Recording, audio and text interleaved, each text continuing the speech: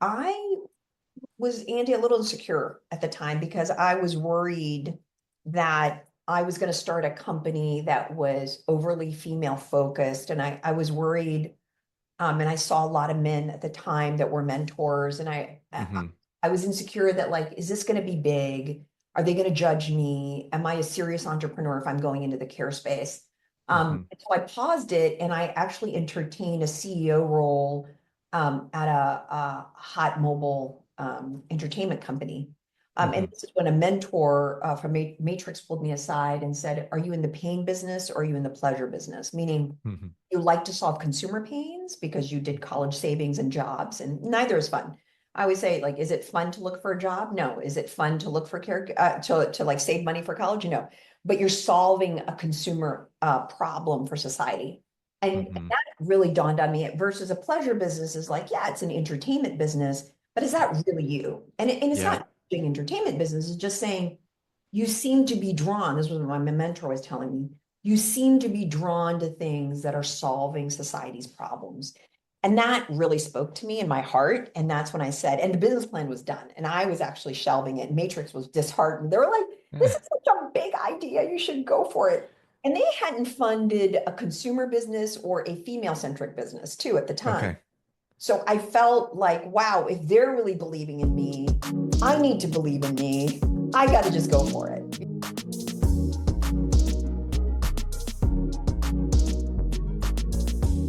You're listening to Foreign Founders. We tell stories of immigrant and first-gen entrepreneurs, investors, operators, and ecosystem builders. And on the show, you'll hear incredible stories that often go untold. Sheila Lirio Marcelo is a Filipino-American entrepreneur with over 20 years of leadership experience in internet consumer marketplace businesses. She founded Care.com in 2006, taking the company public in 2014 and serving as chairwoman and CEO until its sale to IAC in 2020. Currently, she is the co-founder and CEO of Ohai.ai, an AI technology startup aimed at improving family life. Marcelo has received numerous accolades, including being named on Forbes 50 over 50, recognized as one of Fortune's top 10 women entrepreneurs, and honored as Henry Crown Fellow and Young Global Leader. She holds a BA in Mount Holyoke College, a JD and MBA from Harvard University, and became the youngest recipient of the Harvard Business School Alumni Achievement Award in 2014. I'm delighted to have you on Foreign Founders. Welcome. Thank you, Andy. So I saw you at a event in New York City where you currently live in December of last year. Yeah. I heard a little bit about your story, but please tell us about your early life. Yeah, thanks, Andy. And I love the name of Foreign Founders, really celebrating immigrants. So I was born and raised in the Philippines. I came to the US twice, actually between the ages of 6 and 9 years old. My parents were looking for an oil expeller technology in Houston, Texas, for coconuts, because my family is from the province and very involved in anything to do with coconuts back in Quezon province. And so I came between the ages of 6 and 9. Always watched my parents as entrepreneurs. And then we had forgotten the language. My youngest brother and I, there's six of us. So my parents sent us back to a year in the provincial school in the Philippines. And it was probably one of the best gifts they gave me as a 10-year-old. I learned around the importance of economic diversity, learning diversity. I was put back into a local school. I relearned the language. And so I think it was a great training ground for a young person to be a global citizen. And then went on to an American boarding school, which is why I speak the way I speak. And then I came here for college. And then raised Andy by very entrepreneurial parents.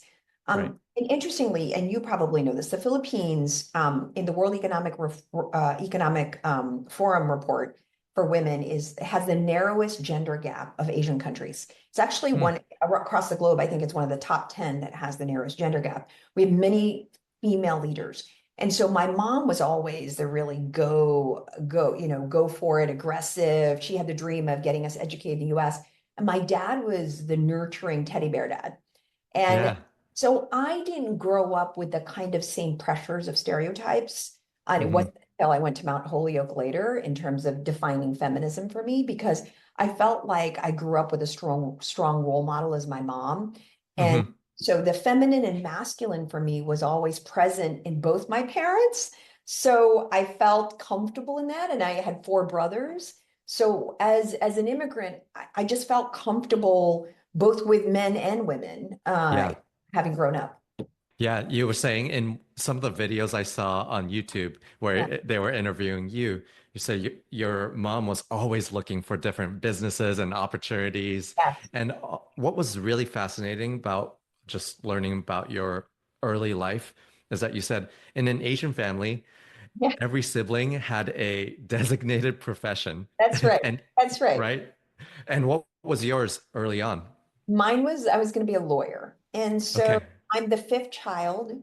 Um, my eldest brother was a played sports and he had the option to kind of do whatever he wanted to do. He ended up going to real estate. And then from there, the designated professions were my sister became a dentist, my next brother became a doctor, my fourth brother, a fourth in the family, really pursued accounting. I was the lawyer. And then our youngest, we said he could do whatever he wanted to do. So they yeah. But They- he actually went into product management in tech, kind of followed my footsteps. I always say he follows me around. He doesn't like me saying that, but yeah. No one, none, no Yeah. siblings like that for sure, but that's funny. So before we get into the first company that you started, did you always know, like just looking at your parents, looking at your mom over the years, that you wanted to be involved in entrepreneurship? Was that ever in your head? Yeah, it's interesting as a little kid. I mean, as you know, the reason for the designated professions is most parents who have been entrepreneurs, especially with Asian backgrounds, they know the ups and downs and it's really Yeah. hard. And many of us were raised to go for those professions because it was defined as more stable. You don't have to figure out how to make ends meet. It's like it's always a job lifelong. And so they always thought in those terms, and especially like, hey, you retire at 65 and you get a pension. And that was just the kind of mindset versus the risk-taking entrepreneurship that owned restaurants and random businesses and all of that. So for me, what I loved is really watching my parents in action as a dynamic duo, working hand in hand together. I love that. I also love Hmm. that, um, there was just this like boldness and creativity and brainstorming at dinner tables and so of the children, I just was in it, Andy. Hmm. Like, I would help my mom answer phones when I was in Houston. We ended up owning like one of the first Asian restaurants, I think in the 70s, in Houston. And so we just like Incredible. really got into it. And Yeah. I would like order things, and I was just a very precocious child.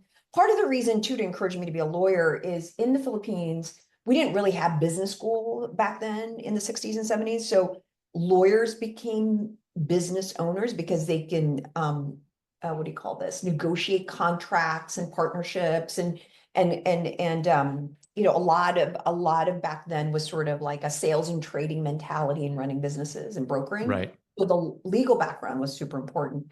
So I think that was sort of my parents had an inkling that of the kids. I was really in it with them. They certainly were disappointed when, I got into law school. They were happy with that. But then when I Yeah. wanted to be an entrepreneur, I'm going to business school, and I wanted to be an entrepreneur and enter Yeah. this internet thing. My mom was like, "What is that?" Yeah. Are you, So she's why like, are you why aren't you sure? a Yeah. lawyer? Why are you being a lawyer? Why didn't you take the bar? Yeah, Yeah. It's like you can't even touch whatever it is. You can't physically sell yeah, the yeah. internet. Yeah. So let's go there. How did you end up starting your first company?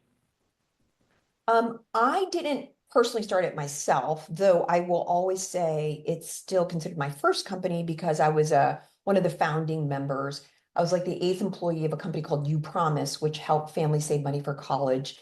And I was very Hmm. close to the founders. And so that was really my first foray of the general management tour of duty. And I played lots of different roles. I got to learn how to manage a product team, how to manage part of a tech team. And we were very focused on partner integration because it was helping families save money for college and was a loyalty program. So in the early days, I was responsible for integrating like 19,000 grocery stores, 600 online malls. And this was in the Wow. Yeah, these were in the early 2000s. And then also, I used my strategy consulting background to solve things like, oh, how are we going to calculate rewards from ExxonMobil or Citibank or GM? And if you purchased a car, how are you going to enter the VIN, the vehicle identification number, to actually give a reward? And in the grocery stores, if we bought a Coca-Cola, how did we get all those UPC codes to track in the grocery bill Yeah. to get a reward for college? It was very early innovation. And I really enjoyed that because coming out of a JD MBA from Harvard, I certainly had a lot of education and critical thinking, and plus I did strategy consulting, but I didn't have operational experience. And Right. I needed to learn that. I needed to, it's funny because I think my first product management job paid me like $70,000 that you promised when I got out of with a JD MBA. And I Hmm. didn't feel like it was even enough to pay loans back. But I then felt like, wait, I did my JD MBA at Harvard. I was paying them tuition, and now I'm getting paid to learn. So I was like, I think I could do this. I just had to reframe it a little bit, and obviously with the experience, education, and again that strategy, critical thinking, got promoted very quickly. And at 29, I was then on the management team at You Promise, learning from some greats. I call them the greats, like just Hmm. incredible mentors in tech and finance and all of that. So Hmm. that was really my first foray as an operator, was solving problems Right. for families. Solving problems, being early, so those problems changed all the time, or there Yeah. are different problems, different roles to be filled. At what point did you want to start care.com? Or was the story that started care.com? Yeah, so interestingly, part of the reason I actually jumped to You Promise out of my graduate program was I was working at Monitor Company during the summers of my program because I was also the breadwinner trying to support our family through graduate school. Yeah. And because my husband was in school too. And I took two courses: Women Building Business. Thank God they don't teach that course anymore, and Yeah. Building Information Age Businesses. But again, I'm dating myself. It was called Information Age Businesses. I wrote a business plan called MetroMove, which is sort of the modern day Zillow now. And back then, there wasn't even Zillow back then. It was like a marketplace for real estate. Uh, Okay. because I got into the mindset of marketplaces, um, I, was really inspired at the time that I had my second child in graduate school, and I was working at You Promise at the time. And then I begged my parents to come to the US to take care of Adam, our youngest. And then my father fell backwards and had a heart attack. And my father is fine today, given the great medical care in Massachusetts, but I was straddling childcare and senior care and what we call being part of the sandwich generation, or a panini. It's really more like Hmm. you feel like squeezed. And because I was going through that personal experience and I had done Yeah. this kind of metro move idea, I was like, well, what if there was a marketplace for caregivers? Um, Okay. That was always in your head of that like, was because, sort of the thing that I started to think about, but I wasn't yeah. really ready to launch something because I didn't have operational experience, which is why You Promise was really phenomenal for me. And then Hmm. I moved to the ladders. After 5 years at You Promise, I worked at the ladders, and that's when I saw people to people services in a subscription service. Um, and I really liked that a lot. Like I was like, wait, Monster happened. Then it was around the time Match.com was happening. Yeah. And I'm observing the ladders, and I was like, wait, this could really work as a marketplace. So when then I left the ladders, I became an entrepreneur in residence at Matrix, and I wrote the business plan for care.com. And so you were at an investment firm, Matrix Partners. Yeah. You wrote the business plan for care.com. Yes. And 2006, at that moment, you're like, this is actually the right time. And I paused it first, actually. I wrote the business plan, Yeah. and I was, Andy, a little insecure at the time because I was worried that I was going to start a company that was overly female focused. And I was worried, and I saw a lot of men at the time that were mentors. And Hmm. I was insecure that, like, is this going to be big? Are they going to judge me? Am I a serious entrepreneur if I'm going into the care space? Hmm. So I paused it, and I actually entertained a CEO role at a hot mobile entertainment company. And Hmm. this is when a mentor from Matrix pulled me aside and said, "Are you in the pain business or are you in the pleasure business?" Meaning, Hmm. you like to solve consumer pains because you did college savings and jobs, and neither is fun. I always say, like, is it fun to look for a job? No. Is it fun to look for care to like save money for college? No. But you're solving a consumer problem for society. And Hmm. that really dawned on me versus a pleasure business is like, yeah, it's an entertainment business, but is that really you? And it's Yeah. not doing entertainment business, it's just saying you seem to be drawn. This was what my mentor was telling me. You seem to be drawn to things that are solving society's problems. And that really spoke to me in my heart. And that's when I said, and the business plan was done. And I was actually shelving it. Matrix was disheartened. They were like, this is such a big idea. You should go for it. And they hadn't funded a consumer business or a female centric business, too, at the time. Okay. So I felt like, wow, if they're really believing in me, I need to believe in me. I got to just go for it, you know? Yeah. Yeah. And that's actually a story that is obviously like underrepresented founders that you talk about, female founders that you talk about, but also immigrant founders. There's, I think building stuff from zero is so hard to do. But So if you're also thinking about it, like you said, your mentors or the company, Matrix partners never invested in female founders or consumer, like those are things that you end up talking to yourself about, and you're like creating extra blockers on top of it. yes, yes. And I was worried, honestly, of it wasn't even the worry, did I have the skills to be an entrepreneur? Yeah. I was more concerned that I was going to be judged as focusing on a soft business, as opposed to a serious business. And Mm-hmm. I knew this was important because I'm a minority and I'm a first for many things. And so I wanted to make sure I was picking something that was successful because I got to where I got to, where there are very few of us who got a JD MBA from Harvard that have my skin color and my background. And so I felt like, in my late 20s, I wanted to make sure it was a serious enough business that was going to really be successful. Hmm. And care.com became a really successful business. You took it to IPO and then after as well. But IPO, one of the things that I saw that really was heartwarming was when your 22-year-old son at that time, when you're ringing, said, what you do every day in your life helping people is like really inspiring. So that's what I wanted to ask about. There's so much content online about you building your previous company, but what I really wanted to understand was care.com, especially today, like we're getting population's getting older, people are going to need care.com more and more, and you decide to step back and do something different. Like, what was that moment, or why did you make that decision? Well, I think at year 10, I was tired. My body was really tired. Yeah, And honestly, I had to be honest with myself around who could potentially scale this business to reach more people.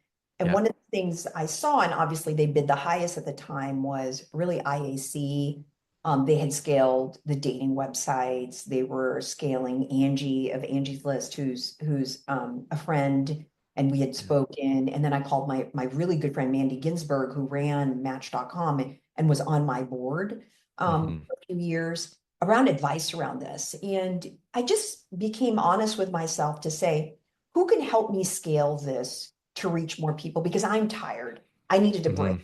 I hadn't had a break. So I mean, look, pregnant at a young age, raising two kids, starting a company, then taking it public, I realized I really my body really needed a break. And but we had just raised money from Google. We were the only public company that Alphabet owned at the time they made the investment. And Layla Sturdy at Capital G, I'd committed to her that when she made this PIPE investment to us as a public company, that we would make it successful. So I stayed on for another few years. But again, it's really stepping back and saying, who would be best to really scale the company? Now, we made the decision instead of hiring another CEO, bids started to come in, and we really took that Hmm. seriously. And I just felt like handing the reins to IAC would take care of my baby and Yeah. make sure that more people had access to it. So, And after that, uh, you said, okay, this is the time to move on to another thing. And I think before Ohai.ai, which we'll get into, you were experimenting with different technology, different Yeah, products, different ideas, right? yeah. But what was that inherent? Like you could probably, I don't know about the case, but you can probably retire and have a relaxing life after care.com, Yes. but you decided not to. Why was Yeah. that? So again, the quick story is, I didn't have a crystal ball, Andy. February Yeah. 2020, we sold care.com, and it was the height of Yeah. the pandemic. My husband and I actually had booked a lot of international travel, and we were going to travel around the world to just enjoy and relax and rest. And we were Yeah. young parents, and we were empty nesters. Yeah. So we were going to do that, but instead, we were stuck at home. So we Mhm. started to study crypto and Web3, started to read about AI and new technologies. And Yeah. a year after that, I decided to be a venture partner at NEA. And that Okay. got me really thinking and seeing a lot of deal flow and what was happening in the market. And that kept me current. And so I decided to do something mission driven to help the Philippines. I've always felt this sense of guilt that what could I do more for the Philippines? And also Hmm. grown teams in India, and I had fallen in love with the country. So we did Hmm. a tech platform to teach. We ended up signing up about 20 universities to teach blockchain and then generative AI. So it was February 2023 when my team showed me an intermediate course we were developing for generative AI. And so, as Right. you know, there's prompt engineering, then there's inference, and there's agentic. And so they were starting to show me teaching agentic, courses around AI. And I said, wait, this agentic technology can complete tasks for families, not just developers. And that's when my team got really excited. They were actually showing me a demo of the AI completing tasks for developers. And I said, can we retrain it to teach to actually complete tasks for families? In 2015 at care.com, I'd experimented with the concept of what we call everyday life coordination, using Okay. the power of technology to like tell me about the weather, remind me that Adam has picture day, and in fact, we called it My Adam back in 2015. The tech wasn't ready. We put a team on it. We were like, it wasn't ready. Yeah. So yeah, that's really what inspired me. I've known this problem for a long time. So when Right.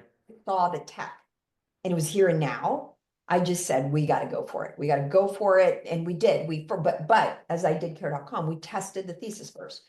We Hmm. immediately interviewed 200 families. We launched a fake website. We got a sense of demand, and it was like, wow, it was like the early days of care.com. It was like a huge demand that made us decide that like this is worth pursuing. And what is Ohai.ai? Yes. So it is a virtual personal assistant. Okay. 97% of the tasks get completed by the AI. I've now actually started to call it an operating system for families. And the Amazing. reason for that is, we've integrated Instacart. We're never going to go into the grocery business. We're not going to go into the holiday card business. We're integrating a partner there. We're not going to go into food delivery. We're integrating a partner there. So we're going to be the hub. And the reason for that is we are very knowledgeable about the family graph. And we have a unique insight on the household and the calendar, which is really what differentiates us, as well as their contacts. It's a real assistant that leans in and solve problems for everyday coordination for a family. And when you said before launching Ohai.ai, you interviewed 200 plus families. Yes. Is that the biggest difference about a first-time founder with care.com and the second time that you were doing with Ohai is that you knew how to validate it, or did you do that for the previous I company did as it. well? I did it for Yeah. care. I did a podcast for interview with my friend Reid Hoffman from Masters of Scale, and it was Yeah. labeled data and the importance of data. I've just been a data geek, and again, maybe it's my consulting background. So back in the early days of care.com, we actually developed that where we tested SEM keywords, we scraped and looked at Craigslist. Um, we wanted to study the data because we weren't sure like which care categories to launch. Was it Hmm. child care? We ended up with childcare, senior care, pet care, and tutoring. And that was due to the data analysis that we did in the marketplace of supply demand. I always get asked, people building marketplaces, it's a cold start problem, right? Like which side you go first and all of that. So we need to really study. And then it'll help us choose the top 20 cities. Some marketplaces start with like, hey, Yelp will go local. And they do that. Some companies will do that. We decided, given the analysis, that we had to go national very quickly, especially with Uh-huh. seniors, because people don't live with each other. Similarly, I'm really focused on data. And we did the same thing, 200 families for Ohai.ai in direct live interviews. And then we launched we started to build really quickly and fast. I'm Hmm. all fast fails. And so we did SMS as the only interface in August of 2023. And we did a stealth 500 families word of mouth to get the Incredible. feedback on the product and what we were building. And we got great feedback. That then in January, I took the bold move of 2024 last year and just went open, not stealth, and I just said, we need the data from conversational AI and building our algorithm to get a sense of what families want, like be part of the solution with us. It's Yeah. bold, but I also observed that the market was still forgiving because AI was so new. So timing of that was important, where there's a patience because the AI, whether it's Chat GPT, Claude, Anthropic, there was still a lot of hallucinations going on. And so Hmm. the bar is lower in a sense. Right now, it's getting higher and higher, obviously, because Yeah. the new LLMs are coming out. But we just felt like that was the right moment. That we were very deliberate on that. But that allowed us to get to statistical significance fast on thousands of users using it and giving us feedback, right? To like what features do they want? How do they want us to grow, right? So it's just what I do. I love using data to really build off of. Yeah. So a couple things that are super interesting. You've always used data to basically build the company, build what features to build it for the customers. The second thing that was really interesting was that so your customers would be ChatGPT users or other conversational AI users, but you're saying they understood that all those products were super early, so Yeah. there was an acceptance of, let's say, AI hallucinating or AI maybe not being like perfect. So you took that opportunity to say, let's get more data Right. quickly. And and Um, and we named it as a beta. We were yeah, very clear to manage expectations that what they were getting yeah, was something in the beginning. In fact, our early kind of acquisition with users were saying they're part of like founding members helping us develop the product. I love that. What were some of the really interesting things once you had Ohai open that you were getting from users that you would never have expected? Oh gosh, what like error condition. So I started to get a regular operational report that I called kind of like O's apology report because Yeah, we trained O to always apologize if she couldn't do the task. I call her she, but you can call O whatever you want. And we started to learn different things when it was hallucinating, and that was truly buggy yeah, because you'll ask it to do something and it got confused. And then what we called out of scope features. okay, Scope features they're testing, the boundaries of what O can do. And that gave us a lens into the product roadmap to build off of next. right. Because we looked at volume, we looked at interest. We're always looking at it in terms of, hey, here are the requests, but also what's the realistic thing that would be aligned with the MVP to build. And so we created screeners against that. But that was really pretty incredible. So two things that users really loved is what we call document uploading. And users can take a picture of something and immediately upload it. Even though we were in the age of AI, many parents were like, I still get flyers coming from home. Yeah, right. What do I do with that? I have to manually type it in. That's one of our hottest products, very well received. And Andy, what was then surprising is then college students found us on their own. And Yeah. we weren't even marketing to them. And they were like, wait, I can have it upload my syllabi. And it wasn't actually designed for college students because it was sort of like one-page flyers that we were really Yeah. taking pictures of. So we had to really invest and double down so that then we can, ingest about on average 300 events on a syllabi. which was became a high volume thing. And so that's, a really hot feature now. And we learned that through the data and observing what users wanted. Uh, that's incredible. I think it's always fun as a product builder to see the behaviors that people love when you don't even think about it and being able to say, "Oh my gosh, I'm so glad I was able to release that because now we get real behaviors, not the hypothesis you had in your Yes. head." Yeah. Um, Oh, and then yeah, the that. thing I do, Andy, is we smoke test a lot. Mhm. I try and do light feature. I co-lead the product with my co-founder, and Kevin and we try to do light features in the design versus the full out blown out. And I Yeah. always say to my team, it's like, let's look for green shoots. And if we start to believe in it, then we could double down. Yeah.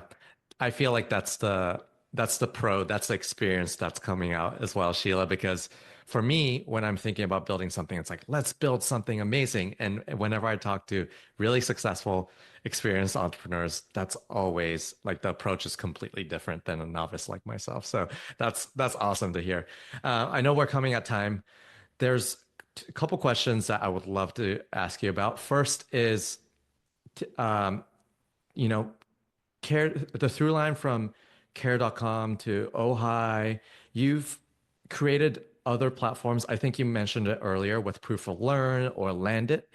Why is it so important to you to continue talking about how to succeed as an underrepresented person or even founder? I think it didn't dawn on me until two moments in my life. When I started Care, my mom pulled me aside and she said, I don't know if you know, but like, what you're building represents being Filipino because, it's the number one imported type of labor from the Philippines is caregiving. Hmm. And I felt like I could bring my whole self to work. And Hmm. and also the Filipino culture is very family centric. Hmm. And so I felt like it was me that was important. So that kind of always stayed with me. And then the second is when we took Care Public, my co-founders and I were all immigrants underrepresented. My Hmm. co-founder Dave was a Polish background, and obviously his Hmm. parents and family immigrated. And then Zenu is from India, and then Donna is African American. And so for us being underrepresented, it was such an emotional experience at the New York Stock Exchange where we like hugged each other with this sense of that this country is about meritocracy and it is very doable. Uh, Hmm. to work hard, to believe, be passionate, innovate, and take a company public together was, and also with a mission, a very purpose-driven mission to help people. I just believe in those two things. And so for me, I started to realize that my inner passion and my purpose in my life, and I bring my whole self to what I do, it is basically the journey of humanity. And so I feel very blessed that I get to do what I love. And so after selling care.com and where there were many options for me, I knew my work wasn't done, which is why I Hmm. started building again. Like I'm a builder. I love again that pain versus pleasure and Yeah. problems for people and I could have done growth. I could have done, public company, larger company. And I've had mentors say to me, you're skilled enough to like do something bigger in your life. And I know all that, but it's more about what's in here, right? What's my Right. true calling? Uh, Right. and and yeah, so my work wasn't done, and I feel like I'm still in it to solve it for families. I'm still in it to show that women can do it. I'm still in it to say we're all solving things, and as immigrants, that it's all doable in this country. Yep, I love it. And I think to me, that's the most inspiring thing that I get to do with these conversations on foreign founders is to really learn and really see that immigrants, first gen, second gen founders coming to this country and building. So I love to close out the episode with a simple question. Um, I saw on one of the YouTube that you yourself is a very optimistic person. So I close my show with, what are you optimistic about, Sheila? I'm optimistic that the whole world is becoming more conscious and we're lifting up each other and finding our humanity. Fantastic place to end the show. If people want to use Ohai.ai or reach out to you, I definitely recommend going on YouTube and just typing your name out because there's so much content, including makers, the talk that you did there. Oh, can I Yeah, just add what's super interesting is you asked O when you were asking about optimism, O, and yeah. then HA, which is human assistant or humanity within AI. So Uh, that's why I named it Ohai.ai. Incredible. All right. How can people reach out to you? They can find me on LinkedIn, Sheila Lirio Marcelo. They can find me on Instagram, Sheila Lirio Marcelo, and I respond.